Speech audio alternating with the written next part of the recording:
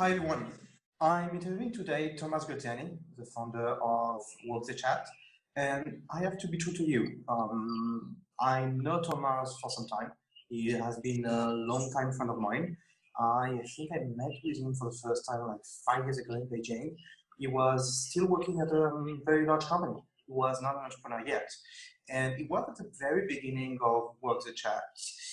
um, I follow this entrepreneur story, and one of the things I'm very interested in knowing more is how he switched from an agency to a SaaS system to a SaaS business, which is what he has been doing over I think the last 2 years. And I'm very interested as well to know more about how he came up with this idea of Walk the Chat, a WeChat agency, which is one of the first ideas he had, the first business he started, and I like to discover all this. Welcome, Thomas. Thanks for being with us. Hi, Mathieu. Nice to be here. How was it, the intro? Pretty good. Good? Okay. Very, very transparent. I like it. Okay, thanks. So yes, I know you, I think I met with you in 2014, or no, actually 2013 maybe, right? When did you begin Walk the Chat? Around 3 years ago, but I think we know each other before that because I tried to start a art photography gallery before that in Beijing. And that's when I first met you because I was recommended to talk to you to talk about pricing for my products. And that was the first introduction. Okay, I didn't remember. Good. So since then, a lot of things have been going on, and you have been building a totally different company, which is Walk the Chat. Could you tell us what Walk the Chat is right now? Yeah, so today we are basically an e-commerce platform which enables merchants outside China to sell inside China via WeChat. So it's like kind of a Chinese WeChat version for Shopify. You can create your store and then your Chinese customers buy in China with a completely China WeChat friendly interface, and you receive the money in your bank account in the US or France or whatever. I see. So to sum up, you are providing a kind of plugin solution for Shopify shops, for actually any shop, right? Yeah, we have our own platform and it plugs into other e-commerce platforms. So it can work by itself without any third party. But let's say you have a Shopify store and you want to run all your orders, all your inventory through Shopify, then you can just use our platform to provide the storefront and maybe some China-specific CRM and targeting and campaign capabilities, but you manage your actual orders on Shopify. So you really have the two options. You can really do everything on our platform, or you can just use it for the front-end promotion side and use your Magento Shopify store for fulfillment. Okay, so if one person who is listening to us has a Shopify shop, he can take your plugin and immediately being visible to the Chinese market. Doesn't mean that it will be, you get traffic immediately. It will have to bring traffic, or you can help maybe, but that's not the core value proposition of your software, which is actually to connect a bit like I guess like Lengo or like Lengow in Europe. Do you know this company? Yeah, I know it. Yeah. It's kind of similar. I mean, there are differences because Lengo, I believe, I'm not an expert of what they do, but they're able to basically have a centralized way of listing your products in different e-commerce platforms. What we do maybe is a bit more specific to WeChat, so it's also a bit more customized for WeChat. But to answer your question, so yeah, you're right. When our merchants set up on WeChat, they don't get instant traffic. So we don't make the promise of merchants that just by listing on our platform, they will get sales. When they list on our platform, basically, it's just like if you created your Shopify store and then you need to drive traffic to it. So we do have clients who get sales very fast, but it's because they already have interest for their products in China. And then when they launch on WeChat, some of the customers find it more convenient and start buying. So we did have some cases of clients who launch and without any special promotion, because they had some kind of existing presence in China, they were already sold by other marketplaces. When they when they started launching on WeChat and they provided the product a bit cheaper because it was their own channels, they didn't have to pay the fees to all these platforms, then clients started buying through it directly. But that's a minority of the cases. A lot of our clients actually have to run campaigns so that they can get sales. Okay, I understand.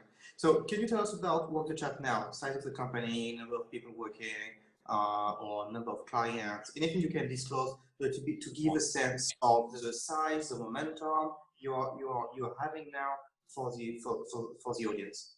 Sure. So today we work with about 100 paying customers. So the way we work is basically monthly recurring revenue. So clients pay us every month to be able to use our platform, and the fees are between 200 and 1,000 USD for the software.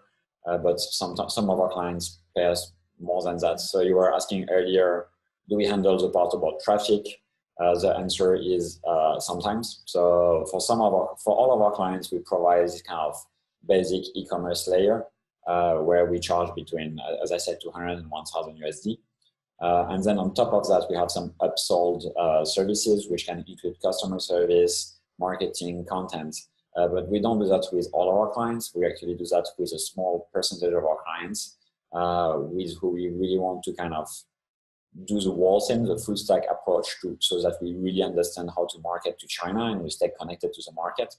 But some of our clients are also agencies who are then reselling the platform to their clients. And in that case, they would handle everything. So yeah, as I was saying, about 100 clients, which can bring between 200 to 10,000 USD and above of revenue, depending on the size and depending on the extent of the services that they purchase from us.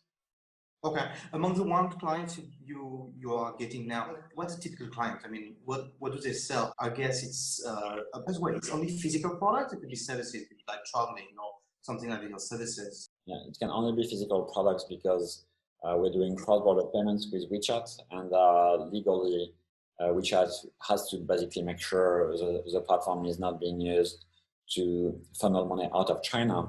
So in order for things to be clean, when a transaction takes place, it must be associated with a Chinese customer ID and with a shipping number, so that then the Chinese government, if they want, can track and make sure that we're not using the platform to take renminbi out of China. Because converting from local Chinese currencies to USD is actually like a very regulated thing. So we have to operate in this framework, which is set by WeChat. And to answer your previous question, a typical client very often will be either in fashion, like cosmetics or F&B industry. Usually we're talking about clients who are not super famous, they are famous within the niche. So very often like mid-end niche fashion brands, which might be famous in New York or might have some visibility in New York or in Italy or in the local market, but they're not LVMH level of famous, and they want to get started in China. They're not selling here yet, and they want to get visibility. And very often our clients would already have some kind of visibility in China. Maybe some bloggers already identify the brand, start talking about the brand, but they don't have the official channel yet to sell. So that's when we come into play and we help them set up this official channel through cross-border. And they don't want to have like full-fledged like big teams in China at this stage. They just want to basically be able to sell to this market, ship to this market.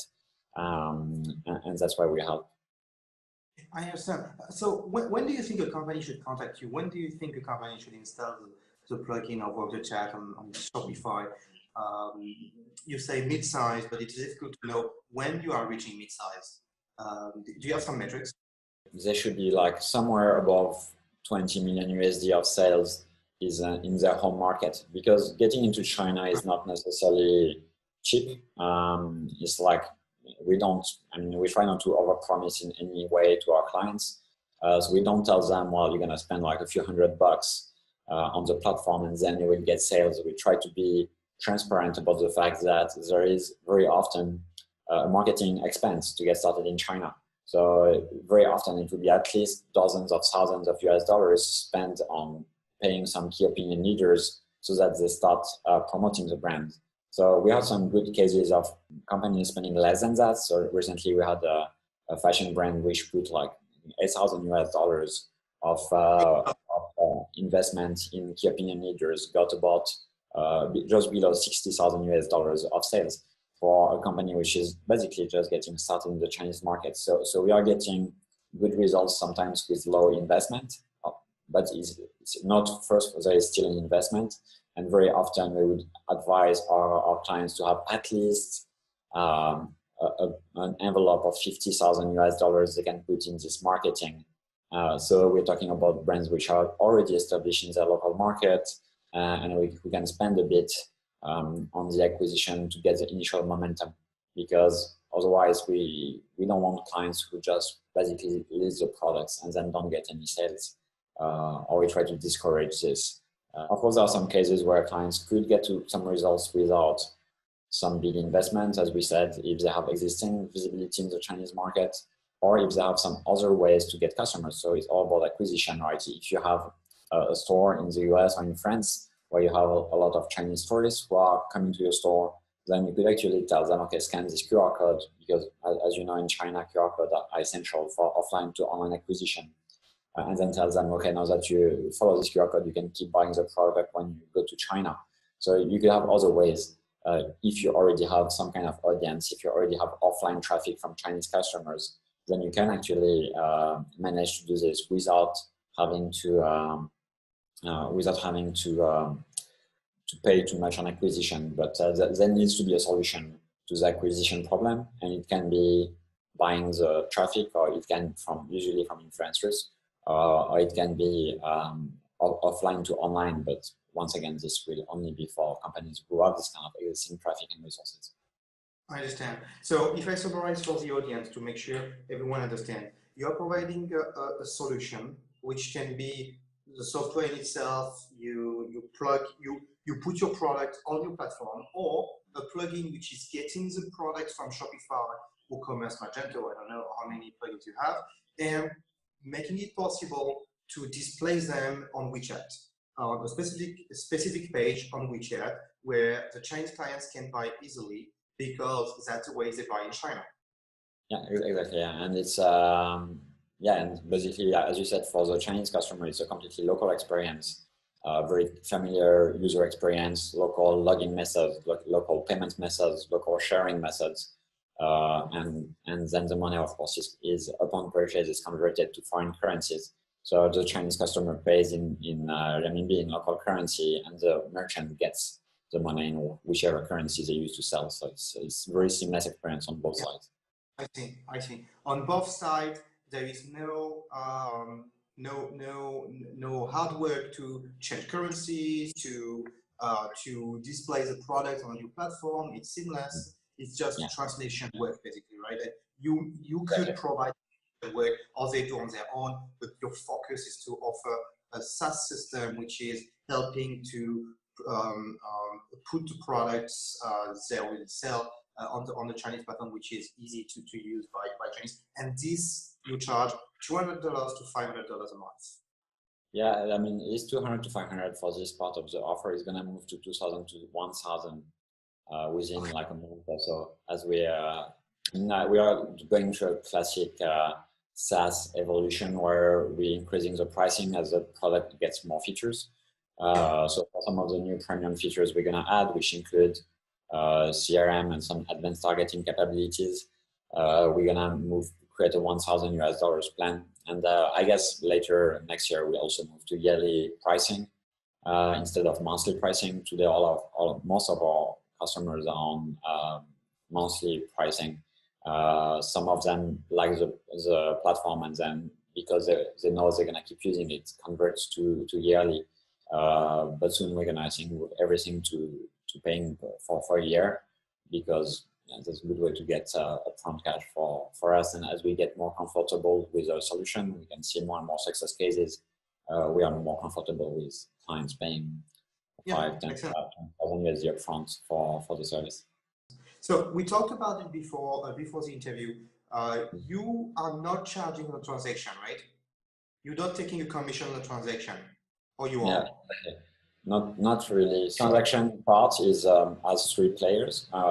It's like the end customer usually would pay first like a middleman of Tencent, official partner of Tencent in each country, and then the money would go to to our customer actually to be more accurate. So when our merchants sign up, they don't sign up directly with Tencent. They sign up with a middleman of Tencent. Basically, aggregates all the merchants for WeChat because WeChat does not want to create accounts for each single merchant. So they have some partners in each country who help them do that. So when the transaction happens, so the customer pays via WeChat payment, the money goes to WeChat. WeChat sends it to the payment partner, and then the payment partner will send it to the merchant. So the way the total commission is going to be around 2.5%, and usually it's 1% which is taken by WeChat more or less, and 1.5% by the payment partner. So some of these payment partners have agreements with us, and they do give us a very small fraction of a percentage, but we don't really take it on top of that. We take it from the fraction taken by the payment partner. Basically, they give us kind of like if you would recommend a client to someone, and then the client would pay the normal price, but you would get an affiliate commission, where we get an affiliate commission from some of the payment partners. I understand. So WeChat system and WeChat Pay is partnering with middlemen. Do you have some name, by the way, of middlemen? Nihao Pay would be one. Nihao like hello. Okay. Royal Pay, so this is our partner for US and Europe. Royal Pay, ROYAL, like Royal, is our partners for Australia, but we integrate to like a dozen different providers today. Maybe even more than that, because we keep integrating ones that where we have a client who's using a provider, we see this provider has good technology, is using good terms, is providing good terms, we will just add them to the platform. And yeah, so that keeps expanding over time. Okay, so 2.5% is what WeChat Pay is taking? In total, yes. That was the merchant has to pay in total, taking into account all the stakeholders, so both WeChat Pay and the middleman. And if they would sign up with WeChat Pay directly, which is a possibility, they would still pay more or less the same percentage, because basically WeChat Pay is giving a discount to this middleman, and then they get the difference. So for merchants, it makes more sense to use this middleman because they actually provide better APIs than WeChat Payment. And they're much easier to speak with, they're much more reactive if there is a question or if there is any kind of issue that the customers want to discuss. So we don't really recommend going directly with WeChat Payment, although it's a possibility. We also have this integration, of course, but in practice, we find it creates more problems than going through this kind of distributors. Okay, I see. Basically, 2.5% is very, very little. I mean, compared to, I remember PayPal and Stripe are about 5%, 4 to 5% when it's cross-border, right? Yeah, it's quite reasonable for a cross-border payment transaction. It is very reasonable. So it's like we never had any merchant being bothered by the 2.5%. Definitely. I mean, I think for most of our merchants, the biggest question is on the marketing and how to get returns, right? So that's the real expense of the endeavor. The whole setup on our platform is quite fast. I mean, it's quite smooth. The costs are not outrageous. The real cost comes when you have to start paying key opinion leaders, influencers to drive traffic. So that's where we have to maybe do a bit more hand holding, is to explain to our clients how to do this. And as we get more and more success cases, it's getting easier because we can point to other customers who manage to do it. And it's getting easier over time. Yeah. Than it was a year or 2 years ago.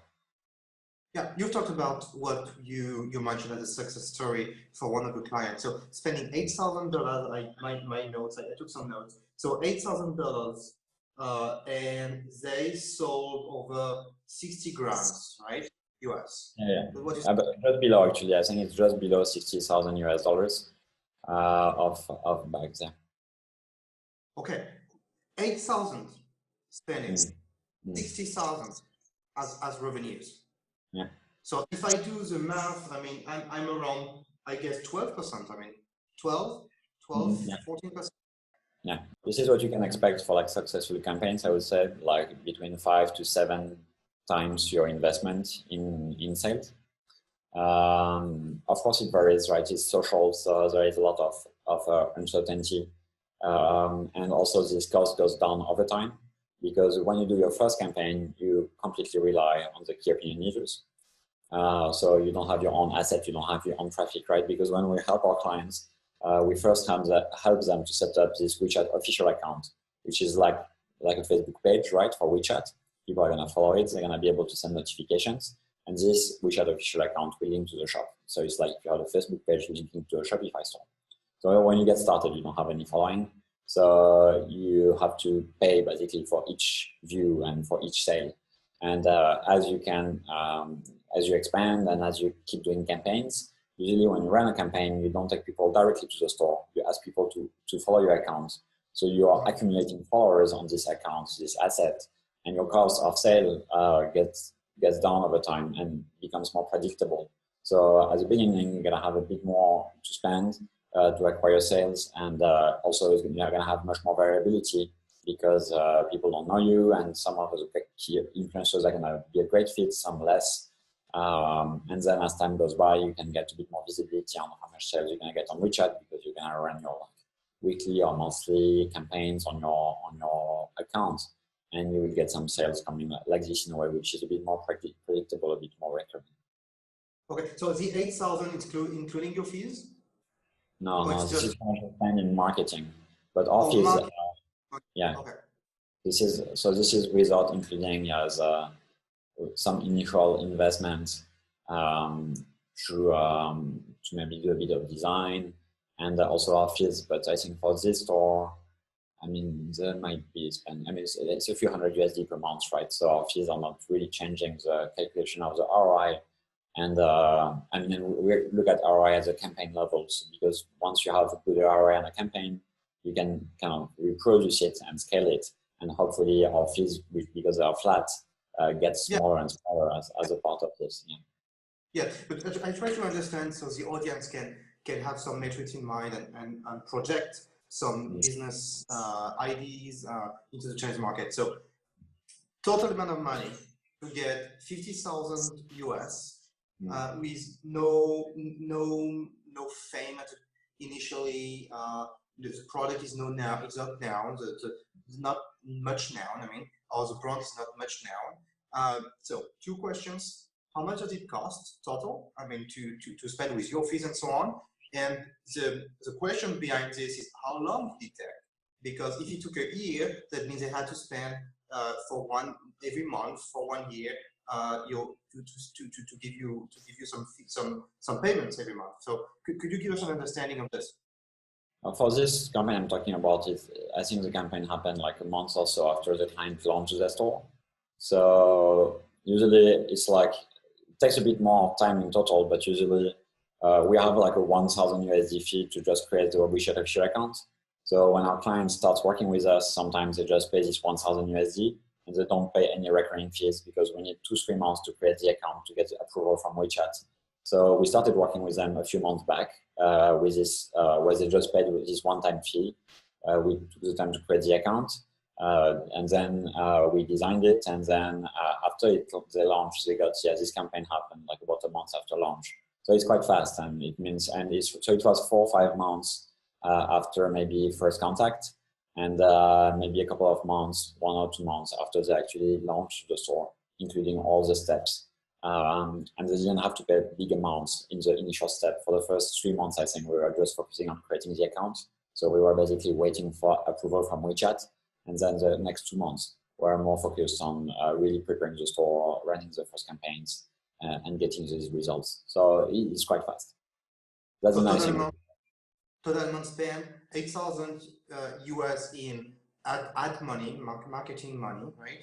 Yeah. And your fees total it's like 10, 12,000, right? This a bit less than that, I think, because I think this client was like 3,000 USD design, 1,000 USD account creation, maybe like $1,000 at most of fees for the store over a couple of months, and maybe a bit for content. So because I think we helped them create some content, but the content was not really what brought the sales. Content is more for nurturing or on the long term.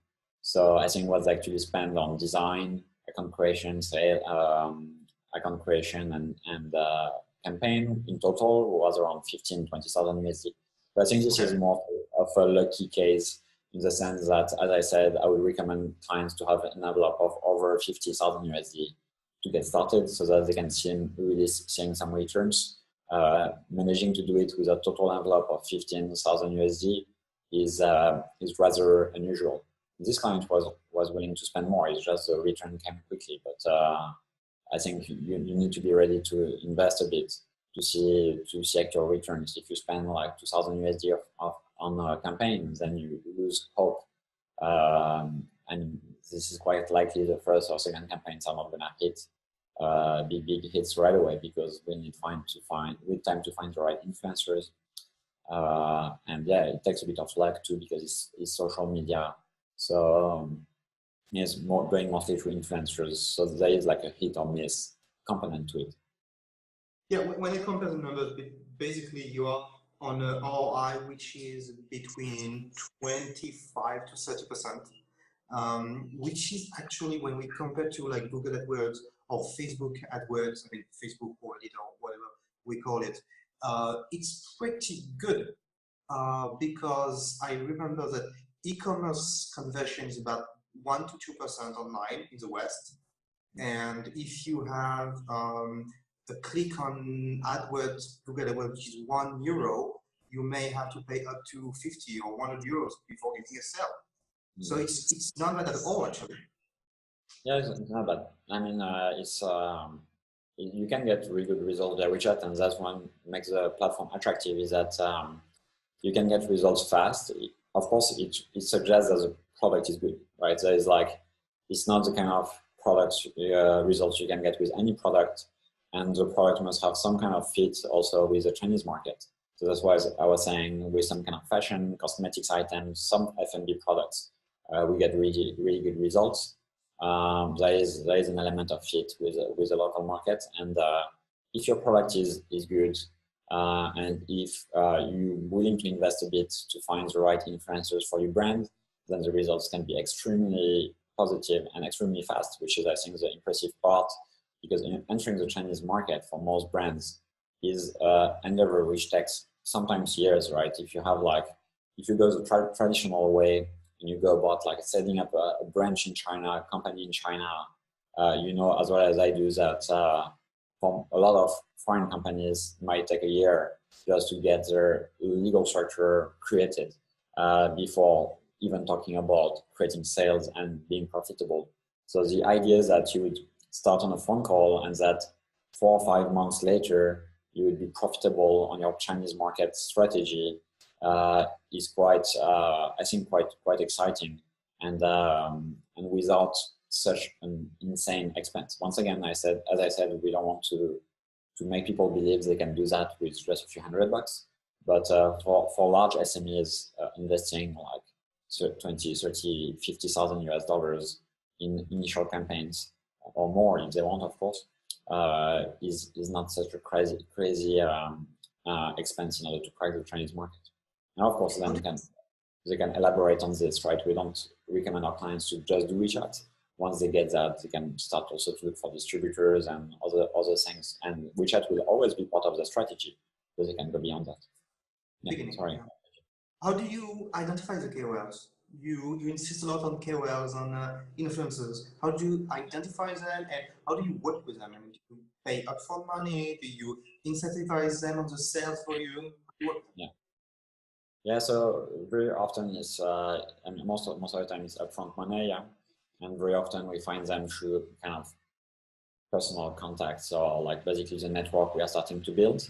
And that's why I'm saying we are mostly focused on like these elements of like fashion, cosmetics, and F&B, because that's when we start to know a bit more KOLs and being a bit more used to doing this kind of promotions.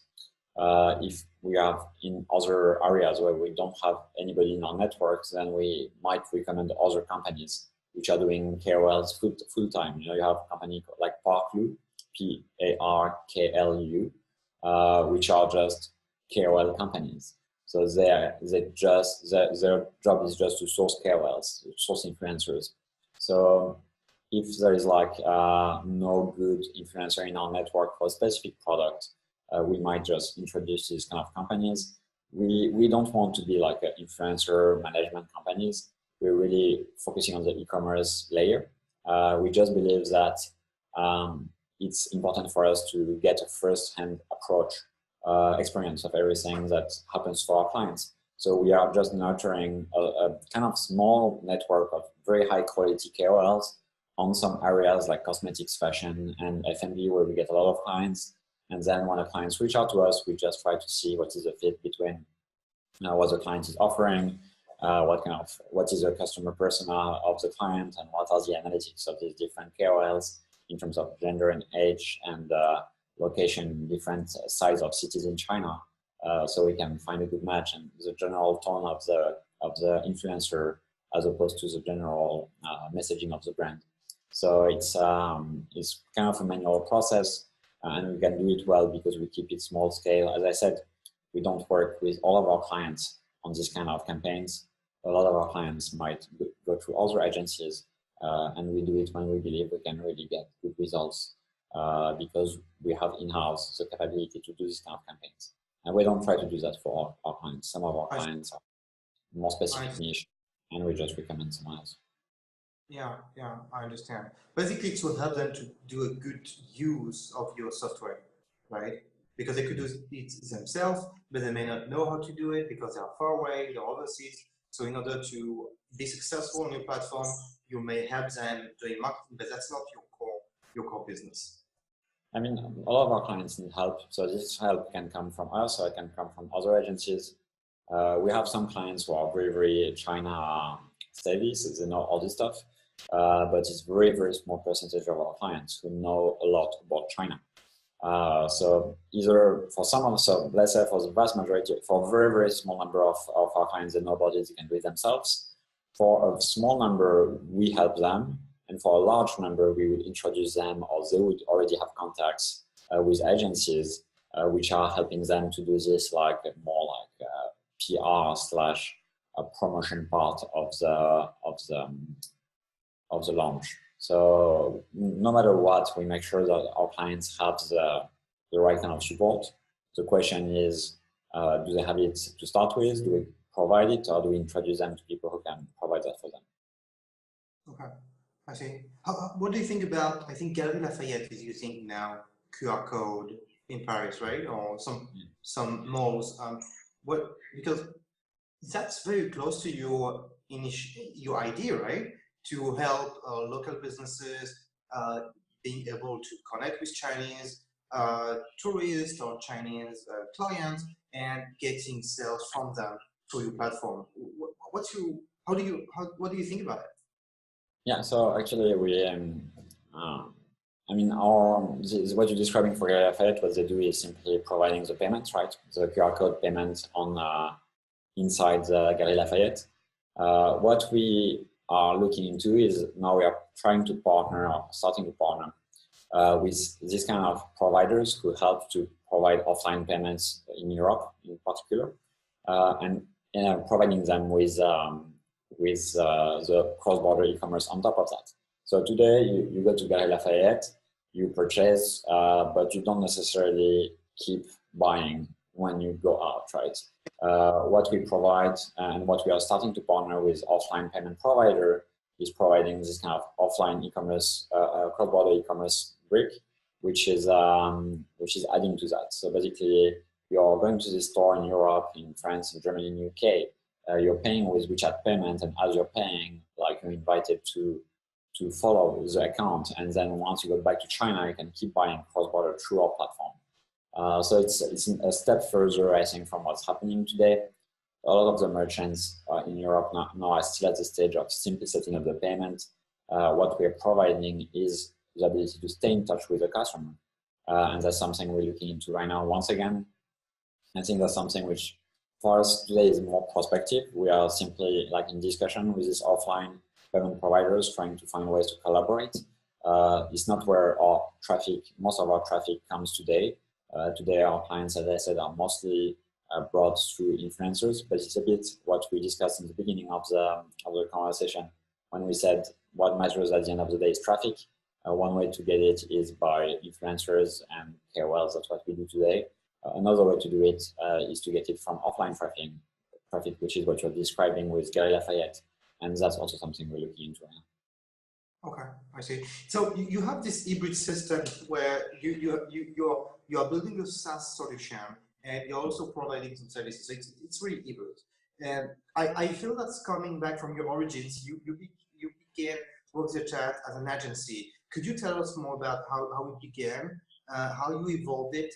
I saw a lot of businesses which were agencies and failed at building products, and a few of them have been able to do it, which did very well actually, like MailChimp came out from an agency, and Annie, I think, came out from a kind of agency at the beginning. So could you tell us more about how you did the pivot and the conversion? Well, we're just very frugal as an agency. We never tried to really scale the agency, so this was a tough choice back in the days. Now it's getting a bit easier to live with this because we're seeing some really growth on the software side, and we're seeing good success stories and getting momentum. But basically, I chose to not take so many agency projects and to keep the agency small because I was afraid.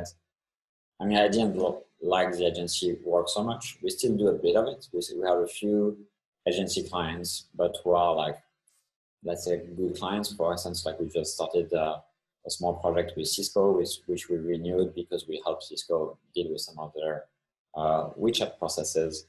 They are good clients. They're quite smart, quite sophisticated, so they're easy to work with, and some of this consulting money helps to still bring some capital to the business. So we're still doing a bit of it, but I didn't want to do that long term, and I didn't want to be dependent on this to run the business. I didn't want to have, because having clients as an agency is can be very crushing, because basically you're kind of the slave of the client, right? While when you're running a software business, we are today, of course, we have to be good to the clients. We have to provide good service. But at the end of the day, with like now with about 100 clients, we don't really depend so much on each client, and we keep growing. And the weight of each client gets smaller and smaller, and it gives them some kind of peace of mind, and it makes it much easier to run than running a business where you're having 5 or 10 active clients, and then if you lose one, it's like a very, very big blow for your morale and for your company and for the finance. So yeah, I just decided not to get into that, and to kind of stay very, very low key for the agency until we found a model which works, which is something which we stumbled into about a year and a half ago, and which is gaining more momentum today. But yeah, it was mostly restraint. There was not a lot of genius move we did. We just waited and tried things. But I told before, I know you for some time, and I always felt that it could have been a bit painful to do it and to refuse clients, refuse maybe nice budgets to as an agency in order to focus on the product.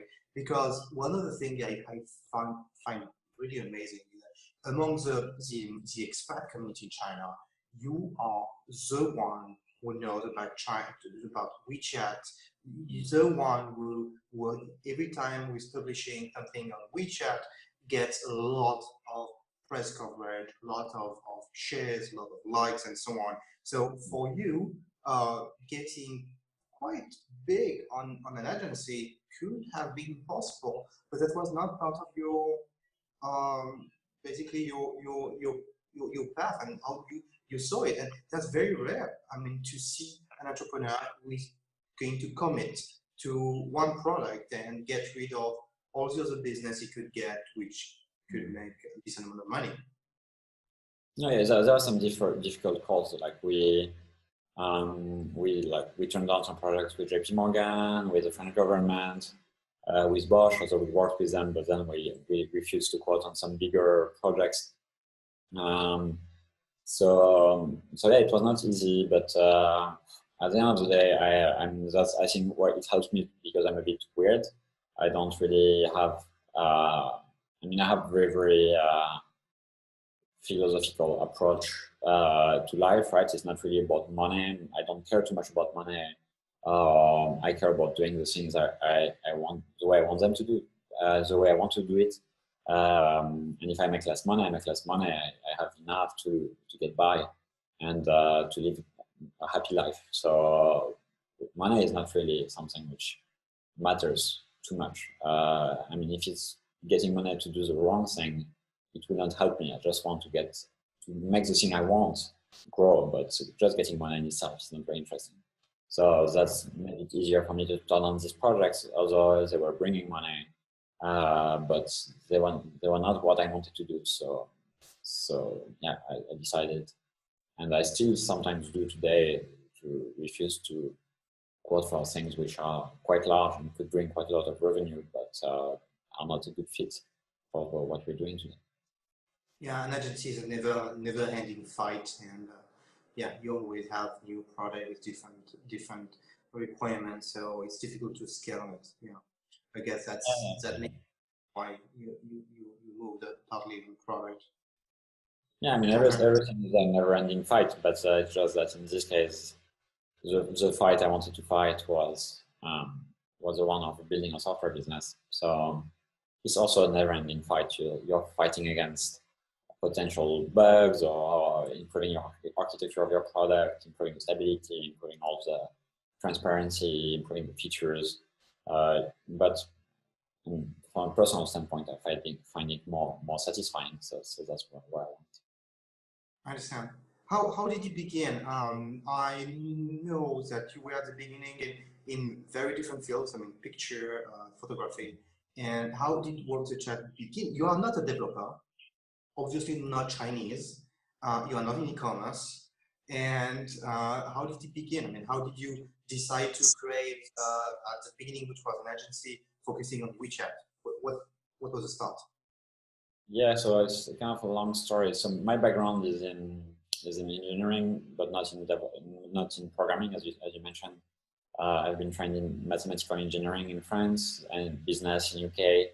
Then I went for a short time at BCG in management consulting, which I didn't quite like. So I quickly left to go to China, and I worked for Schneider Electric, a big French automation company, for 3 years before starting Work the Chat. This is like the professional side, as you said. It's not linked neither with e-commerce nor with programming. As I was at Schneider, I got interested in entrepreneurship, started a few companies, one in the fashion business, one in the art photography business. And the fashion company, when I started it, I started using WeChat as a marketing tool to promote it, because back in the days, WeChat was just getting started. And I learned about WeChat this way, and then I realized, a lot of companies didn't know how to use WeChat, and I started offering these services to companies. Basically, this expertise I was building, as you mentioned, I started blogging about it. So I was the first, basically, person to write about WeChat in English, and now we have quite a very active blog, which gets us a lot of traffic, which we've been maintaining for the last 3-something years since I started Work the Chat. And that's how it started. And quickly I realized the WeChat thing was making much more money than the art photography. So I gave up the photography project and started focusing on WeChat. And then we were like 1.5 years in kind of limbo, just taking some agency projects, not really finding our path, just looking for what we wanted to do. And for the last 1.5 years, we've been focusing on this e-commerce product, and it's been much more satisfying. Because we've seen like month-over-month increase of our monthly recurring revenue, and today when we look at curves of growth. It's pretty nice to see that we are really building on something. Okay, I see. So you built with the chat initially because people were asking you to do the same as what you were doing yourself for your initial business that you start. And after you built blog, you talked about it, and you did a lot of content marketing, and I know we talked a lot about it before about how to build content marketing. What is the situation now about your client acquisition system? What's your process? If I go on SeminarWeb and checking your website, you're getting traffic, I guess, a lot from search, from Google, and a bit from social media from Quora, but that's very little actually. Yeah, can you tell me? It's not a bad channel for us. So yeah, so as you mentioned, Google. So you know about this because you're the one who first convinced me, right, to go into SEO about 3 years ago, and who also supported me and supported us when we got started right at the beginning. Right, some of your teammates were really helpful back in the days. It was Thibaut who helped. And basically taught us how to do SEO. So SEO is a big thing for us. If you write any WeChat related keyword, if you type WeChat shop, WeChat store, I think we are either the number 1 and 2 or number 1 to 3 on the first page of Google. And if you type the 1, but I think we also like number 2, right? Oh yeah, you're number 1 and number 2 on WeChat shop, yeah. And I went to the WeChat account for the 1, but you are on Quora, you are the first thing from Quora. But yeah, go ahead. Well, WeChat account we number we have a Quora answer, and then it's like it was a WeChat official website, a Quora, and then our answer. Anyway, on all these keywords, we are really crushing it. Usually, it's only WeChat which is above us for the vast majority of these keywords, and most of the time we are just number 1. And sometimes we have a few of the first places for WeChat advertising, WeChat key opinion leaders, all these things. So this really helps, definitely. We're getting more client referrals, of course. Quora actually is bringing very qualified traffic. I have I think 30,000 views per month on Quora on my Quora profile, and I'm top answerer for WeChat. And people who ask questions like how do I create a store on WeChat obviously are very, very qualified. And they do convert to our website, some very, very qualified traffic. And we are using now also all the forums about Shopify. People are discussing how to create a store how to make the Shopify website WeChat friendly or China friendly. We would write some answers there, and that would drive very qualified traffic. So sometimes it's not just about the volume. These forum channels can be quite efficient in driving very, very qualified leads, and this leads convert very high. I see. What do you think about Quora? Because I feel that a lot of very, very naive questions. Do you feel it's really a useful platform for people? I mean, it's ranking well on Google. It's a great platform, yeah. For also, if you are just to browse the most answered questions on Quora, of course, it will be a lot of things about American politics or dating stuff, which is not very relevant to business. But as you said, yeah, it's very well referenced on Google. So most of the time, if you Google a question about WeChat, you would find our website, and then you would find a Quora answer, and the Quora answer would be my answer, right? So at the end of the day, when people look for information on Google, being well represented on Quora, and make sure that people find us wherever they look. And also Quora is very often seen as a kind of trustworthy source of information because you get opinion from different people about the questions you're asking. So being there is really a good way to provide expertise. And very often we don't directly promote the business, but we provide very good expertise, and then people go on our website, and there are people who are looking for who are asking themselves questions about WeChat, and then they convert to some of our lead magnets. So we also have very, very good lead magnets on the website. So when people get on the website, we have 2 lead magnets which are working extremely well.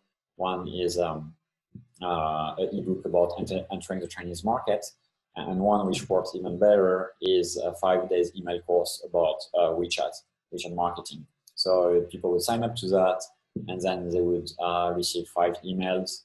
First one about how to create a WeChat official account, second about shops, third about traffic, fourth about content, and fifth about case studies, which basically would tell them everything about how to market on WeChat. And because what we do is so complex, right? Getting into China is so complex. For us, having all this content, these lead magnets is very important because it enables us first to convert some of this traffic to email collection. And also it enables us to kind of start educating these customers so that when they get to us, they're not at the 0 level of knowledge, they get maybe to 5 or 10%. And they don't need to be all the way to experts, but at least we are speaking from common understanding, and they already know that they have to create a WeChat official account, that there are different types of accounts, that they need to have an account on the store, and they know maybe the different ways they can drive traffic. So that really helps. I understand. So how does it work? People put their email, they receive the training, right? Or yeah. This is just a HubSpot sequence. So they put their email, and it submits a HubSpot form, which then sends daily emails. It's quite simple. Okay. But this is extremely efficient. Especially, you can see also the engagement of users. The big difference between having an ebook and an email course is if you send out an ebook, people read the ebook, or they don't. You have no idea, right? You just know if, maybe at best, you know if they open the email, and that's it. But if you send an email course, then you can see who are the people who actually open the email every day. If you have the links inside the email, you can see which links were clicked. So you can really have some very serious metrics of engagement. And right now, I'm converting this into a Facebook Messenger course, which gives even more visibility in terms of engagement of users. And we have this is very new. We started doing that a few days ago.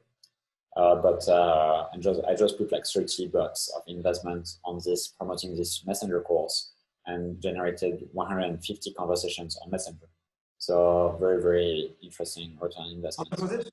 How much you spent for 150? 30, and generated and got 150 people to sign up to my course on Messenger. Qualified? Yes, it's quite qualified. So this is retargeting. So these are people who have visited our website, and then I retarget them with that and tell them, okay, do you want to learn about WeChat marketing and at the store? So it's not all of them working in big companies, but the beauty of Messenger is that these 150 are not completely qualified. I mean, they're interested, but they might not have the spending power. But as they get inside the course, I can ask them questions like, you have a company registered in which country, how big is it? And I can store all of this data in a HubSpot with a Zapier connection. And then I can find a way to basically weed out the ones which don't have the ability to invest in WeChat, and focus on the ones which are actually very qualified. So this is a very new experiment. I started 3 days ago, and I'm actually doing that myself because I really enjoy discovering new ways to engage people through messaging. This is kind of like my little personal experiments, but this one has good results. We have not scaled it at all. I'm still basically crafting the course and discovering what is a good way to provide this kind of courses through messaging, which is kind of new for us. I'm still on SimilarWeb, and I'm seeing that you get a lot of traffic from the US. Is it correct? Like 20%. Yeah, it's possible. And this might also be some people using VPN in China. So this part of this traffic might be Chinese traffic. Like our main geographies, yeah, US definitely is a big one. US, Canada. In Europe, I would say Germany, UK, Holland, maybe Italy, and Australia and New Zealand. This would be the main places where we have a lot of interest and clients. Okay, it's a bit different from what I get from SimilarWeb. I get Singapore. Later, I can send you like our actual analytics. I think it's always difficult because US always tends to be overrepresented because a lot of VPN access is using some nodes in US. And you So, 50K viewers every month. It's not bad. not really correct. Yeah. It's a lot. It's good. The point is, it's very qualified. If you look at the way the keywords, which are the main keywords for us on Google, is like really WeChat shop, WeChat payment, WeChat store, WeChat advertising. So the people is extremely qualified traffic with very high intent. Still content marketing. I feel that we are experimenting as an entrepreneur. We are trying a lot of ways to get new clients, new ways, and so on. But at the end of the day, what's really driving the most of the clients is content marketing still. Online, I think we've been, to be pretty honest, I think I haven't been very good to leveraging other channels. That's also why content marketing is so strong for us. And I have in particularly, I haven't been very good at leveraging offline traffic. Like conferences and business trips and basically going out to meet clients, which because I'm not this type of person, I'm very socially awkward and very extremely introvert. So it does not help. But actually in beginning next year, we're gonna start doing more of this. So I'm gonna go into like a little European tour to give a bunch of talks in France, in UK, in the Netherlands. So we can start to start leveraging a bit more of these capabilities, or these offline capabilities. I think content marketing is still quite strong when it comes to online conversions, especially for our kind of like very niche B2B business. It's hard to just run a Facebook campaign and do very well, except as I mentioned, if you do retargeting, you already have a qualified audience.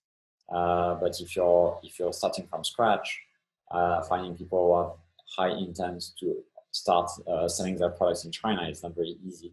While with Google, you actually get a lot of these people with very high intent. I understand. Thanks, Thomas. Thanks for the time. It's already been 1 hour. We have been talking. How did you like it? It was good. It was good. Good questions. The first time, because we had a technical problem. I can tell the audience we had a technical problem. We did that 1 week ago. Actually, it didn't work. So we did it again today. And how did you feel about it compared to the first time? It was even better than the first time. So I'm looking forward to maybe next week we can try again if there was another technical problem. Yeah.